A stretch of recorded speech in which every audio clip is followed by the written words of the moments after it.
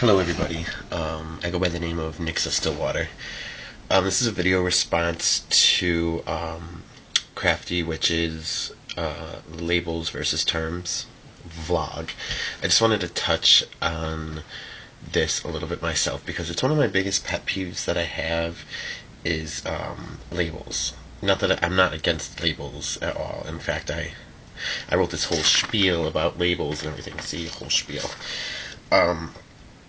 My thing is, here, let me just read it for you. It goes, the mind needs labels to understand things. In this case, words are labels, and the words are symbols of things. The word pagan symbolizes a person who practices or lives, thank you, Crafty, a spiritual path that may be very old, or even ancient, or someone who has, gathered together a bunch of different spiritual practices from many polytheistic and earth-centered spiritualities.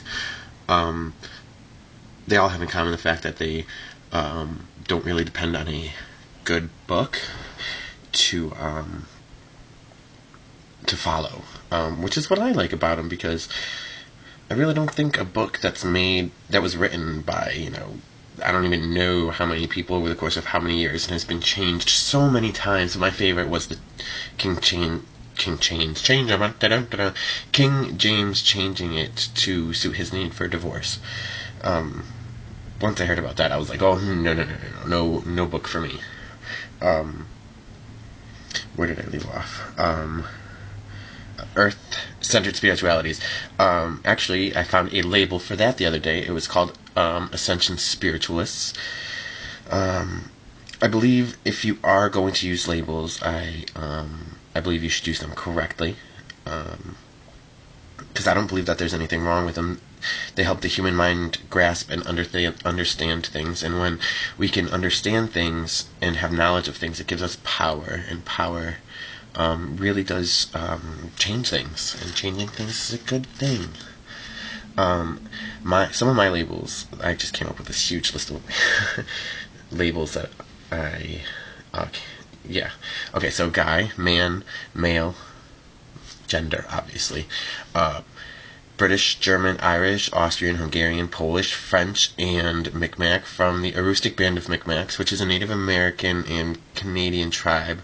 They're based mostly in northern Maine and Nova Scotia, in that area. Some of my other labels would include son, grandson, uncle, brother, friend, best friend, boyfriend, lover, partner, gay, faggot, queer. It's just pagan, eclectic, new age, earth worshipper, goddess worshipper, funny, crazy, emotional, happy, and my favorite label of all has got to be bitch. But mostly what I wanted to touch on this was eclectic Wicca. Wicca is a religion that was brought here by Gerald Gardner, made famous by Ray Buckland in his books, Uncle Bucky's Big Blue Book, the Complete Book of Witchcraft. I think it's the Complete Book. Complete Guide, Complete Encyclopedia, the Complete something, I can't remember. It's so dry and just full of information, but very dry. Anyway, actually, I saw an interview with him the other day, and they didn't even call it Wicca back then. It was just witchcraft, and it just got transformed into Wicca over the years. But Wicca has a set doctrine. The god, the goddess, the triple goddess, the horned god, the 8 Sabbats, the S-Bats, reincarnation, the Wiccan Rede, 8th word, the Wiccan Rede, fulfill and ye harm none, do as ye will, and never mind the rule of 3, what ye sends out comes back to thee, so follow this with mind and heart, and marry ye meet, and marry ye part. What else was there? What I was going to say. So Wicca is a set doctrine. It has its dogma, its karma, its theology, its philosophy, it's all. What I'm getting at is that you can't go into things, switch it all around, take some stuff out, add some stuff, and call it its original label. Like taking the cocoa out of chocolate cake and replacing it with strawberry and still calling it chocolate cake. It doesn't work for me. Eclectic Wicca is, if you change Wicca at all, it becomes eclectic paganism. If you add if you add Asatru to it, if you add Egyptian to it, if you add Santeria or Voodoo to it, it is no longer Wicca. It has now become eclectic paganism. And I don't understand why people have such a hard time identifying with eclectic pagan. I'm an eclectic pagan. I have not been Wiccan for years now because I realized that I've changed stuff. I don't believe exactly the same things that the Wiccans believe. I mean, granted, I can base my rituals on the Wiccan ritual basis and pretty much celebrate the same holidays. But as far as the anti-harm none, if somebody slaps me, I'm going to slap them back. It's simple as that. I do believe in karma, but not the Wiccan karma. If I steal something, yeah, stealing is bad. That could be used against me. So I steal, like, a bunch of stuff from the grocery store. But in turn, by stealing the stuff from the grocery store, I get to feed my 4 kids. Stuff that I stole from the grocery store because the economy sucks and I lost my job and yeah, so it all balances.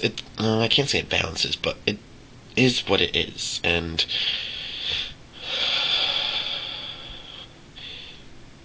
it just karma's a bitch.